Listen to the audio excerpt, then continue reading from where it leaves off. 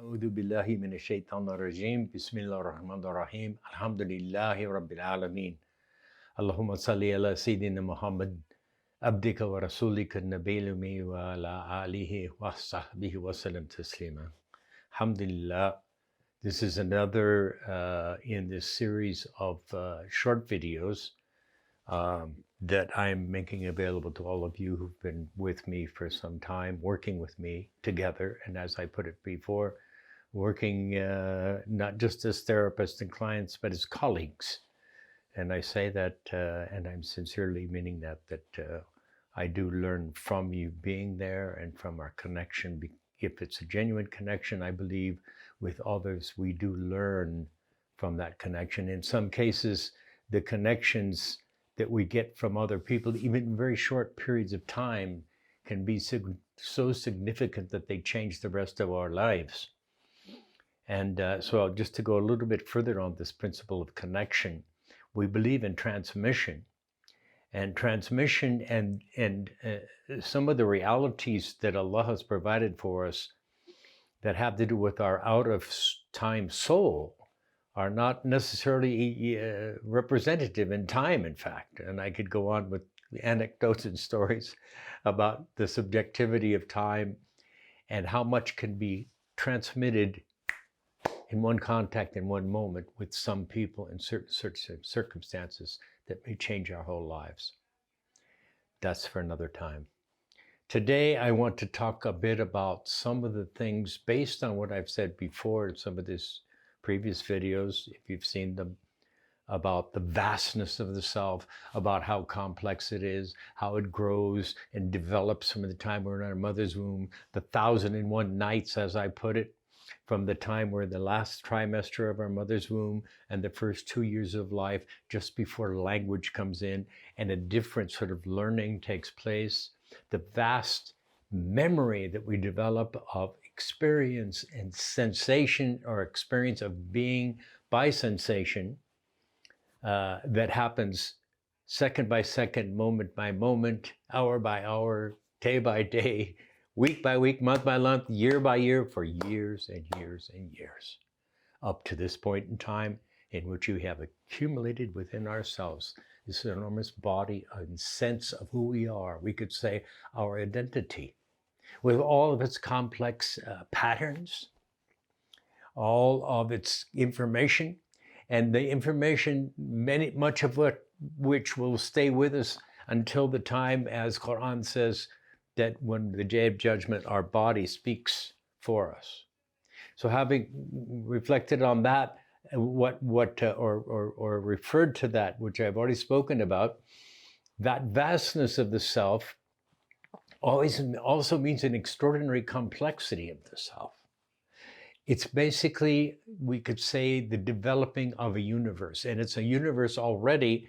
And it becomes a universe early on in those first 1,001 nights, because the connections that are being made, the synaptic connections, all the material, all the memory, all the data, all the things that have to come into place for us to finally be able to sit up, look around, crawl, stand up, walk, speak, connect with others, and then do even more and more and more complex things. That is the 1,001 nights I referred to, because that tale that goes back to the 7th century in our Islamic history, and it's been changed many times, of course, so the original form, I don't know whether we even have that available.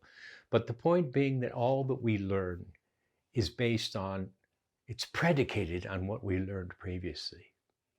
And that sequencing, what we learn in each stage, each minute, day, each night of sleep, I will add, each night of sleep, it being one of the most important times in which we process what we've experienced. That's from the very beginning. Excuse me, that's from the 1,001 nights and past that time. Beyond that time, and whether we sleep well and we process those things, or we process by Allah's design in our organic abilities to process things. Many of you, I've sent to you these some videos of the impala that was caught by a cheetah. The impala is effectively dead, not breathing, no heartbeat probably as well.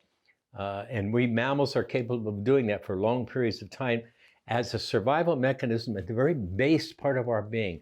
We could say in the very sort of primitive brainstem, the first part of our brain, a being that begins to develop that has to do with survival. Having said all that, we're complex beings. One woman wrote to me, some of you, I've sent these documents in which you give me a timeline of your health history and health on all levels, mental, emotional, physical, spiritual, all the events that have happened. And then a symptom picture, which you give me all of the things that are clinically noticeable or remarkable, and all of the subjective symptoms as much as possible. And she sent very complex and very detailed, and I've said to her, very beautifully done, very detailed. She said, yes, well, I'm a very complex person. And I said to her, yes, you are a very complex person, as we all. And the beauty of this realization or the recognition of the complexity, the beauty of this is that if we reflect on this, every single thing that has happened to us is only by the command of Allah. The good, the bad, and the ugly. And all of this is the composite experiences that have gone into making this unique being. And in that case, each one is unique. And I don't misconstrue this as this sort of thing that happened in the 70s or the 60s, the century of the self, where in America, and a lot of the Islamic, a lot of the Islamic scholars even, they'll say, well, this is, everything is about the self. Well, yes and no. I mean, I think it's a false self that they're positing, the self that, is one that's out there and one that exists solely for more abundance, as they put it. That's the sort of polite word they use for getting rich and wealthy and powerful and all these various things, feeling important, et cetera, et cetera, et cetera. No, I mean something deeper than that. The complexity of the self, the beauty of the self is our asani takwim.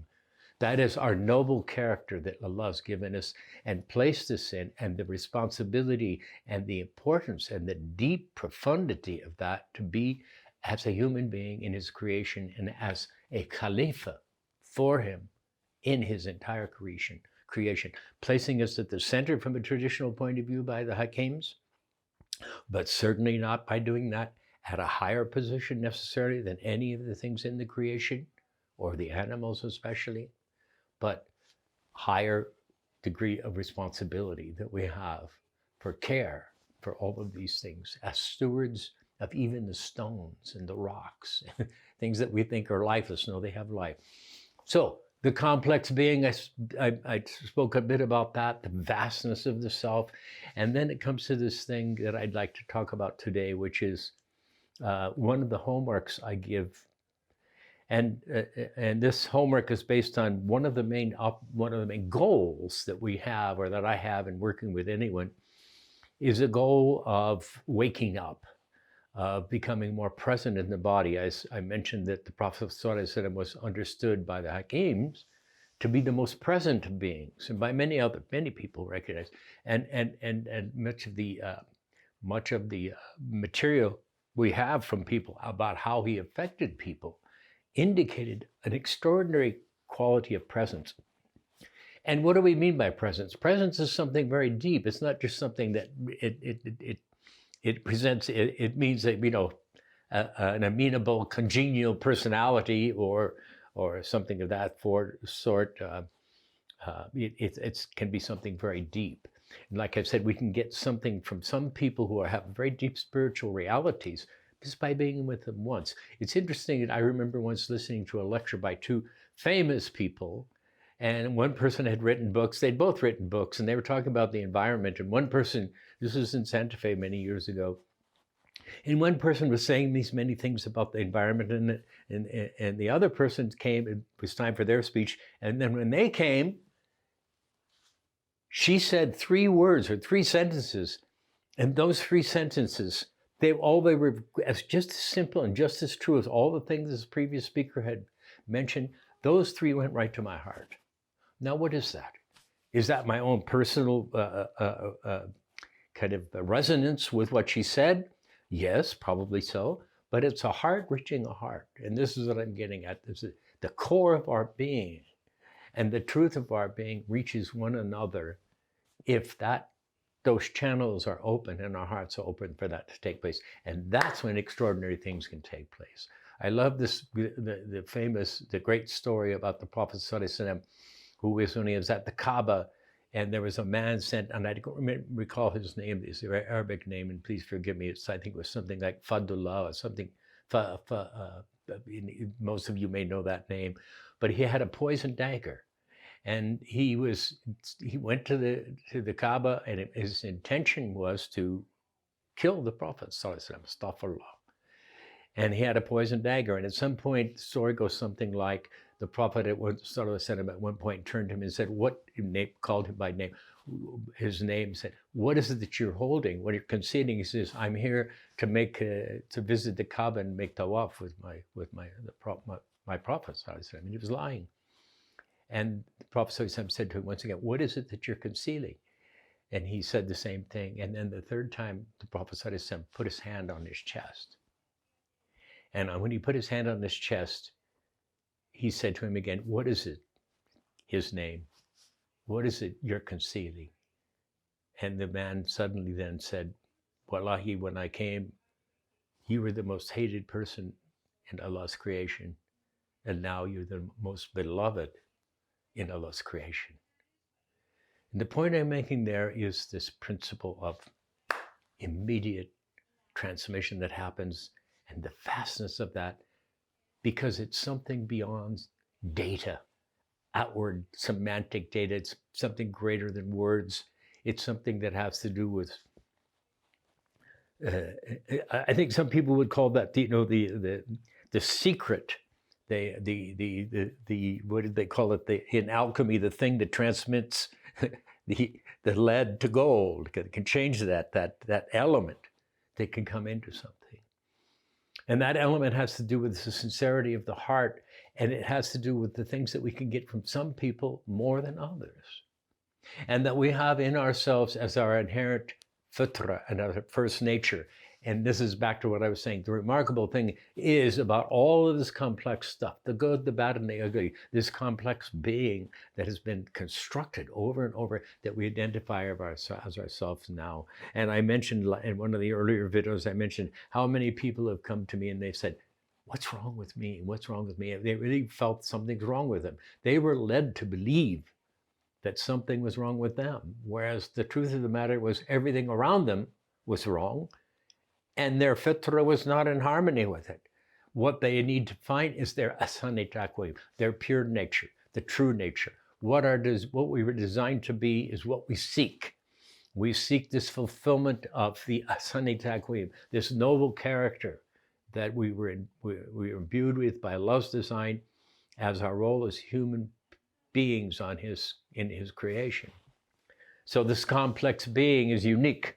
And it's not, as I say, it's not this, lesser concept of the self in which we aggrandize ourselves and we place ourselves as being so important, and we repeat, affirmations that I am worthy, I'm worthy of having great abundance in my life, etc. No, it's something much deeper than that. And part of that depth of that is recognizing that when we see beauty in others, when we admire anything in another person, we are only admiring it because it resonates with what's our true nature inside. When we hear about the Prophet sallallahu alaihi wasallam, we weep sometimes, but we're moved and we recognize that. SubhanAllah, we can respond only if it resonates with our true nature, and it does that. I remember once being in California at a retreat, and this dear man was giving a lecture on the qualities of the Prophet sallallahu alaihi wasallam. And he said to the group of maybe 35 or so people, he said, the Prophet ﷺ, when he was alone, he was grave. And when he was with people, he smiled. And when he said that, everyone in the room broke down crying, including myself. And I looked at that and I realized this thing I'm talking about now, which is we say that he was لَقَدْ جَاءَكُمْ رَسُولٌ مِّنْ أَنفُسِكُمْ. We said, the Quran says, from amongst ourselves came this being. Why he has this unique role? He represents the best of us. And the best of us is in our inherent fitra. We may not achieve all that he did and become all that he was, but that's our aspiration and that's our direction, our trajectory, inshallah, to become that. So having said that, what I want to add now is what we want to do in this process of finding ourselves, putting the pieces together, and we'll get into that. I'll discuss a little bit about the principles and the principles and the hikmas that we can use to understand how do we bring so many pieces together and find coherence with all of those pieces and parts of ourselves. What are the methods we do? And what's maybe the better ways that we can do that and so forth. And the homework that I've given many of you, which is simply, and this is homework that leads to being more present in the body, in the self.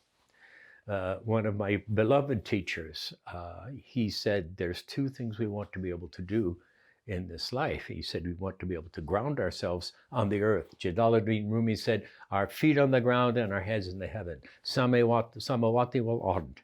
So we want to be grounded on the ground, and then we want the next stage, we can ground our experiences of the creation being at a center place. We can ground everything that we experience there in our bodies if we're aware, awake, and present. And that presence means quite simply the animal part of our nature. Imam al-Ghazali said, we do not deny our animal nature, rather we recognize it and we use it. And we run with it, we gallop and ride with it, whatever, we fly with it, all of these things that are in our animal natures that we see in our animals that Allah has placed around us, that we may know aspects of ourselves, in fact. So the homework I give to many of you is paying attention to the sensations in your body. The grounding exercises we'll get to, that's the first thing, grounding and appreciating being on the ground. But I want to just focus on this. Why do I give you this homework of paying attention to the body? And the three things I say, there are three W's. These are W's, right? What do I feel in my body? Where do I feel it? And what happens, third, what happens as I pay attention to it? And that W could also be what next?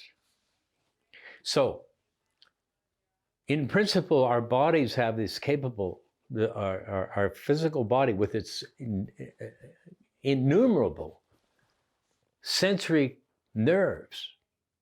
We have the ability to sense with our nerves that Allah has given us that we can't number. So much so that, that the fingertips have such sensibility capabilities that some blind people have developed the ability to actually determine or distinguish red and green with their fingertips.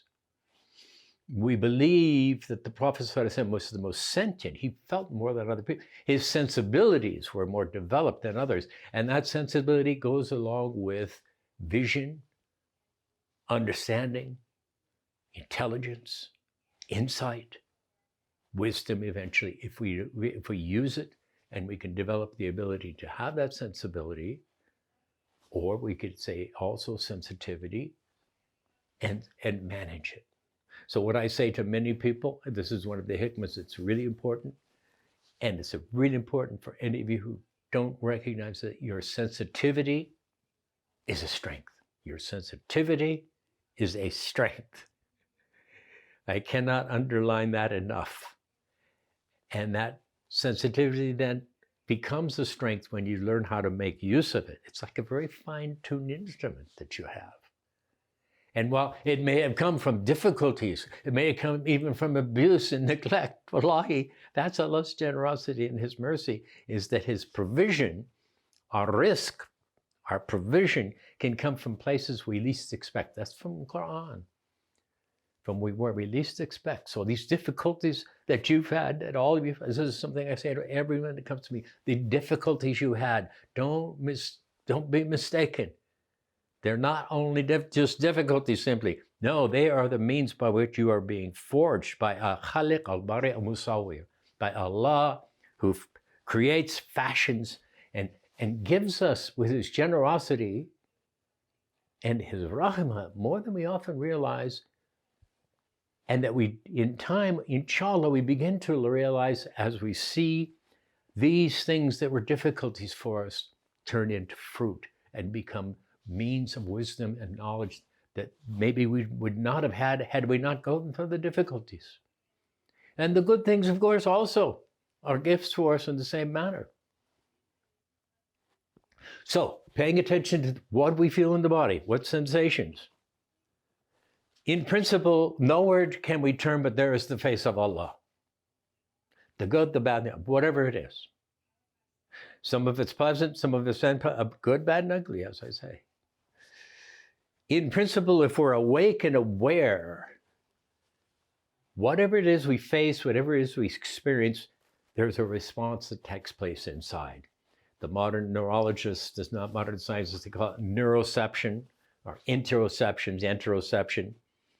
What happens inside? And I point to this hadith of the Prophet, and I may have mentioned it previously too, which is in which he, sallallahu alaihi wasallam, he said, 3 things bring coolness to my eye. I did mention this in previous video. And I meant a state. And I remember that, as I was beginning to learn this, I realized that in principle, if I look at something that's white, something different will happen in here. If I look at something that's brown or green or red, if I look at this kind of a tree, this will happen. If I look at that kind of tree, something else can happen. Very subtle responses, because as the hikmas traditionally said, everything that we experience is written on the blood. That is, we take it in, paying attention to the sensations, the physical sensations that take place in the body. And let me reiterate that physical sensations include also emotions. So while we can feel hot, cold, tingling, itchy, scratchy, whatever, sharp pains, dull pains, heaviness, lightness, we can go on because the sensations available, as I have said, the sensations available are endless in number. And the poet Mary Oliver, she said that everyone is in essence a poet, because every one of us experiences reality in life in their own particular, unique, individual way. And the poet is simply the one that expresses what they experience and what happens inside them, which comes from this more inner place, not just the details and the facts from the outward point of view. So what do we notice in our body is part of the homework. What sensations? Now, when I was doing this work initially, there were 2 events that happened to me that really helped me understand this better. One is I was driving down the street, traffic, and across the road, there was an accident that had taken place. There's a fire engine, there was an ambulance, there was awful traffic clutter, et cetera, et cetera. And the terrible thing that I saw, and I remember to this day, was that there's clothing strewn around the area. And that image of the clothing and all that thing, I realized it was a moment in which it was an opportunity for me to practice this business of what do I notice in my body? I pulled over to the side, and I felt in my chest and in my stomach, I felt this uneasy, unpleasant feeling. I stayed with it. And this is the thing. What happens? What do you notice? Where is it? Chest, stomach. What happens when you pay attention to it? I paid attention to it. Unpleasant in the stomach, especially. And just let me add as a side note that when people do this, they call it rubbernecking, and they say it's a kind of morbid curiosity. No, it's not a morbid curiosity. It's a purely animal, natural, instinctive curiosity. What's happened to one of us? And this is, every animal will do that with another animal that's in distress or has been killed, stop or low, whatever it might be. In any case, I stayed with the sensation in my stomach and chest. What? Where? Chest, stomach. And then what next? As I stayed with it, it moved up more into my chest, and it moved up almost as if I wanted to cry. But instead of going up here to cry, it kind of went out to my shoulders, and it was kind of warmth that went to then it went into my arms. And I realized then what was happening as I was processing that experience.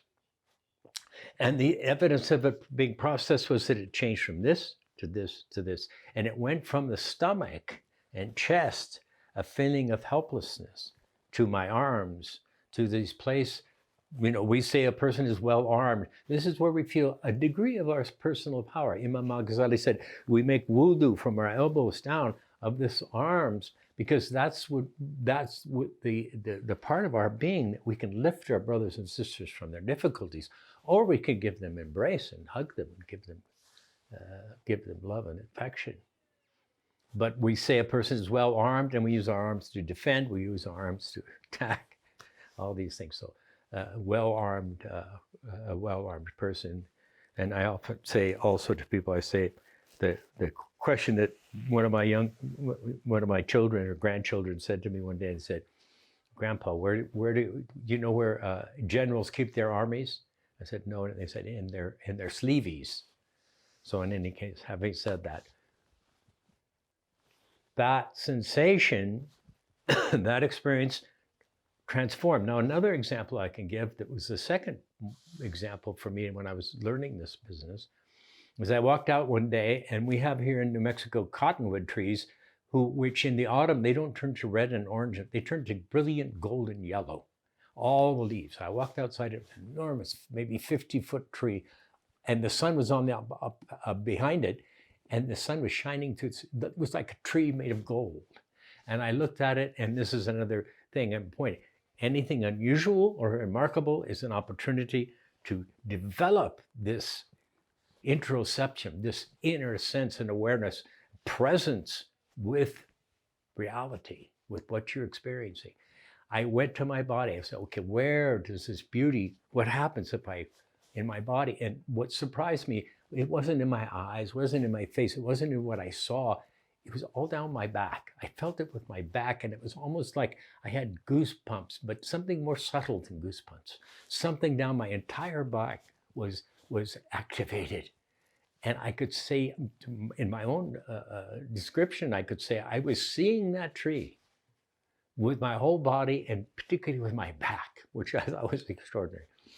And this points out something, is that we have this ability to experience, to think, to be, to connect with our entire being in all aspects of it. I mentioned earlier about the people who are the music, the two people who are doing music, one woman who's deaf and one woman who's actually just a girl still, a very young girl, like 11 years old, 12 years old.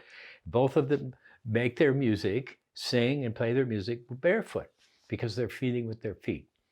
So this is what this homework is about. Now, initially, when I give this homework, I suggest paying attention to the positive, good things first. We have the good, the bad, the ugly in this world, yes, without doubt. And to pay attention to, like the Prophet ﷺ said, the green of nature. That's one to start with. Right now, all of the roses out are here in New Mexico, all the wild roses and all the domesticated roses, they're all blooming everywhere. So, these are the things to pay attention to initially, because as we develop this ability to ground the world in our experiences in our body, that is, connect in a way in which we remain and the world goes on as it, and the saying that I use, the African saying, many winds will blow. That is, many things happen, good, bad, and ugly. The automobile accidents, the beautiful tree, many family members, parents, siblings, the boss, spouse, all these things are things that will activate us. Back to one of the initial things I spoke about was activation and settling. And much of the settling wants to take place in our nervous system, which Allah's designed into us the capabilities of that taking place, that settling. So,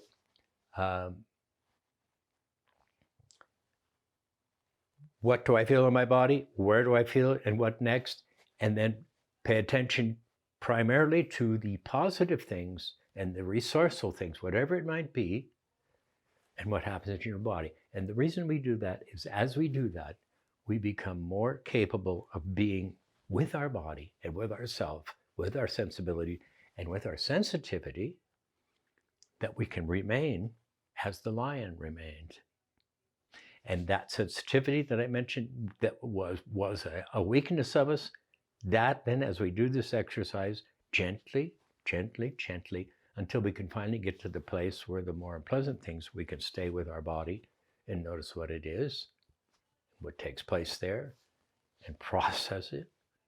That is bringing about this ability to simply really process the difficult stuff. But it also, as we learn how to process the difficult stuff, we also open up the doors and the capabilities of not just processing the good stuff, but actually finding the good stuff to be a remarkably energizing and inspirational and in some cases for myself, overwhelming. As you see, when I give these videos, I get so overexcited, I have to kind of calm myself down. Enthusiasm is the word, and enthusiasm, as some of you know, and I've repeated many times, comes from the word theos. It means to feel the presence of God. And that's what we want to do. And we want to make the belief we have, our aqidah, something tangible and something real embodied, inshallah. Assalamu alaikum.